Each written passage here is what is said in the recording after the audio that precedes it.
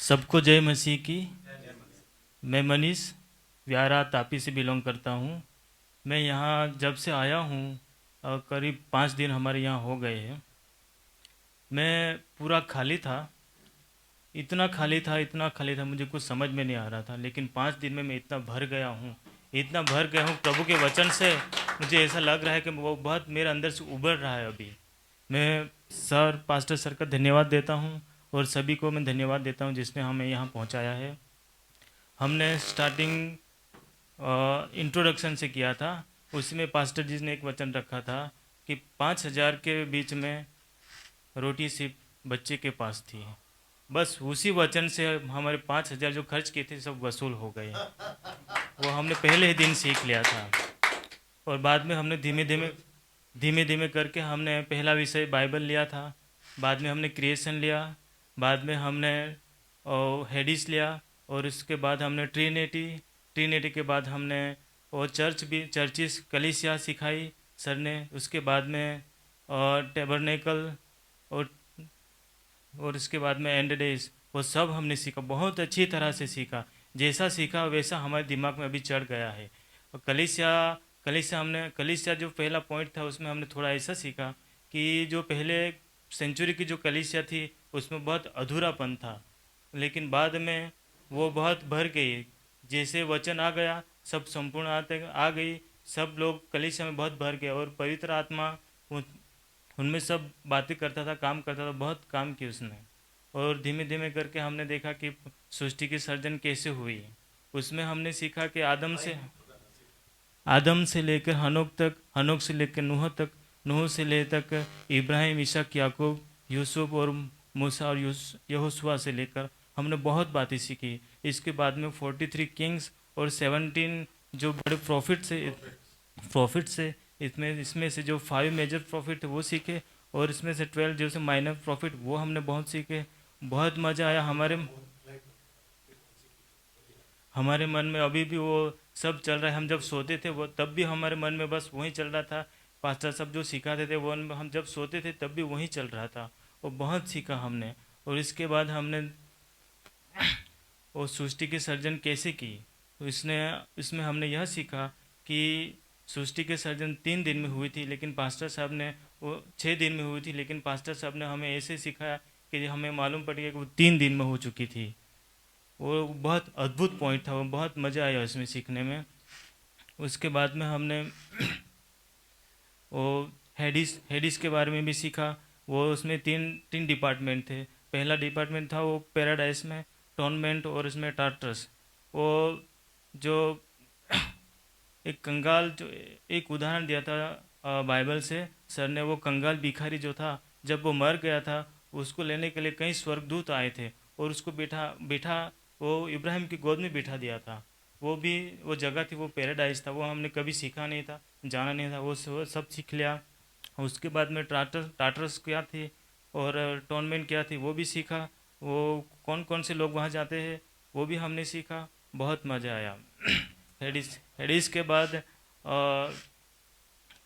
हमने और ट्रिनिटी सीखा। ट्रिनिटी भी बहुत अद्भुत विषय है, पिता पुत्र पवित्र आत्मा। बाइबल में एक ही जगह है जहाँ पे पिता पुत्र पवित्र आत्मा का जिक्र एक स्थान पर एक ही समय पे किया गया है। वो सीखने में बहुत मज़ा आया। और परमेश्वर के दास प्रभु दानियल सर का बहुत धन्यवाद देता हूँ। और कल उसके बाद हमने वो भी सीखा, टैबरनेकल सीखा, एंड टाइम सीखा, कलीसिया में हमको कैसा रहना चाहिए था, कलीसिया कलीसिया में हमको कैसे एक एक तन एक ऐसे बॉडी बन के रहना चाहिए कि एक दूसरे को मदद करना चाहिए, वो हमने सीखा। हमें बर्ताव कैसे करना चाहिए वो भी हमने सीखा। और हमारा चरित्र कैसा होना चाहिए वो हमने सीखा। अगर हमारा चरित्र ठीक है तो हम अपने घर वाले को चरित्र भी अच्छा रख सकते हैं, हमारे कलीसिया के लोगों का चरित्र भी अच्छा रख सकते हैं, और हम सबको एक साथ मिल के और प्रभु की महिमा करनी चाहिए, उसका काम करना चाहिए, और उसमें फल हमें लेना चाहिए। और इसके बाद में हमने देखा टेबरनेकल, वो तो बहुत अद्भुत था। टेबरनेकल जैसा मैंने सुना था वो वहाँ यहाँ सीखने के बाद बहुत मज़ा आया। परमेश्वर परमेश्वर और फर्नीचर और हमारी बॉडी और वो सब चीज़ें जो वहाँ रखी गई थी वो सब यीशु के साथ हमारे साथ और वो मंदिर के साथ बहुत कनेक्टेड थे। पास्टर साहब ने हर एक चीज़ ऐसी सिखाई जैसे सब सब एक के साथ एक पूरी बाइबल एक दूसरे के साथ कैसे कनेक्टेड है, वो हमने सीखने में बहुत मज़ा आया। इसलिए मैं सबको मैं कहता हूँ कि जो लोग नहीं आए वो प्लीज़ आए यहाँ। पास्टर साहब ने बहुत ऐसी सुविधाएं भी दी है, हमें खाना भी बहुत अच्छा मिला है, यहाँ रहने की बहुत अच्छी सुविधा है। इससे बड़े आपको जो ज्ञान मिलेगा वो सर्वश्रेष्ठ है। और मैं कहना चाहता हूँ कि जो लोग हमारे यहाँ से बिलोंग करते हैं, जो पास्टर्स है, वो शायद अपने आप को ऐसा भी समझते हैं कि हमने बहुत सारा ज्ञान प्राप्त कर लिया। लेकिन अगर आपने सर का वीडियो नहीं देखा, सर के ज्ञान अगर आपके पास पहुंचे नहीं तो एक बार ज़रूर आएगा। चाहे आपको ऐसा लगे कि हम क्यों जाए, लेकिन वो सब कुछ सोचना बंद कर दो। अगर आपका ज्ञान सही नहीं होगा तो आपकी कलीसिया में अगर 200-300 लोग हो गए तो वो आप उसको अंधेरे में ले जा सकते हैं। लेकिन अगर एक बार आ गए तो आपको रास्ता मिल जाएगा, परमेश्वर के साथ जाने का रास्ता मिल जाएगा। जिस तरह से बेथलेहम में जब प्रभु यीशु का जन्म हुआ था तो वहाँ सब वो ज्योतिषों ने दूर ईस्ट में एक ज्योति देखी थी, वो ढूंढते ढूंढते आ गए थे। उसके पास उस वक्त मोबाइल नहीं था, बाकी वो सीधे वहाँ कनेक्ट हो जाते थे। और हम अभी इस दुनिया में है, हमारे पास मोबाइल है, हमने भी वहाँ से तापी से मुंबई में एक ज्योति देखी और वो पास्टर साहब की, और हम सीधा आगे ज्ञान लेने के लिए। और सबको जय मसीह की। यहाँ से मेरी गवाही पूरी होती है। Thank you. अब इनको ये भी बताओ, 5 दिन पहले बिफोर, 5 दिन बाद आफ्टर, तो एक होता है ना बिफोर एंड आफ्टर। आपको क्या महसूस हो रहा है इसको लेकर? क्या महसूस हो रहा है यीशु को लेकर, मसीहत को लेकर? बिफोर एंड आफ्टर 2 लाइन में बोलिए। जब जब मैं यहाँ आया था पहले तो मुझे कुछ समझ में नहीं आ रहा था, बाइबल मुझे कुछ ऐसा समझ में नहीं आता, मैं पढ़ता भी नहीं था। लेकिन अब मुझे ऐसा लग रहा है कि मुझे बहुत पढ़ना है, पानी की तरह पढ़ना है, और उसको बहुत मुझे फैलाना है। तो प्लीज बैठिए। अच्छा, आप इधर बैठो, आप उधर जाओ, आप इधर बैठो, आप इधर आओ। ओके, क्योंकि आप थोड़ा सा अभी ठीक है शायद। आप लोग जो यहाँ पे दिखते हैं, देखो आप दिखते हैं तो आप रहने दिखना चाहिए, लेकिन अच्छे से दिखना चाहिए। भाई साहब बहुत गंभीर बैठे थे पीछे जमाना। तो मुझे हरकत वाले मतलब जिंदा लोग चाहिए, है ना? ये समझ गए। ओके, आपने एक बात बोला था अभी, पास्टर 300 लोगों को जो उनको लीड कर रहा है, 300, 200, 400, 50, 10 लोगों को अंधकार में लेके जा सकता है। बिकॉज यीशु कहते हैं मत्ती 15:14 में, अंधा रास्ता नहीं दिखा सकता, वो खुद भी गिरेगा और पूरी कलीसिया को भी लेके जाएगा। इसलिए जीसस ने कहा है कि मत्ती 23:14, मैथ्यू 23:14 कहता है, ना तुम जाओगे ना किसी को जाने दोगे। ये गलती चल रही है आज। डैनियल भाई, आपके बाइबल कॉलेज को आप बहुत सुपीरियर बोलते हो, अगर है तो बोलने में क्या दिक्कत है? अगर लड़का के पास रोटी है तो दिक्कत क्या है? अगर मेरे पास में सही चीज है तो मैं क्यों नहीं बोलूं? जिसके पास डुप्लीकेट है वो डंके की चोट पे बेच रहा है, तो मेरे पास अगर ओरिजिनल है तो मैं क्यों नहीं दे दूं? हालांकि हम बेचते नहीं है, वो बात अलग है, लेकिन एक कहावत के तौर पे बोल रहा हूँ, ठीक है ना? तो हमारे पास ओरिजिनल है वो तो हम बोलेंगे। वैसे ही इन्होंने कहा, और बड़ा अच्छा लाइन बोला, कि जैसे ज्योतिषों को, माचिस को उस वक्त में तारा दिखा और वो दौड़ते दौड़ते आ गए। आने में 2 साल लग गया, वो बात अलग है। इनको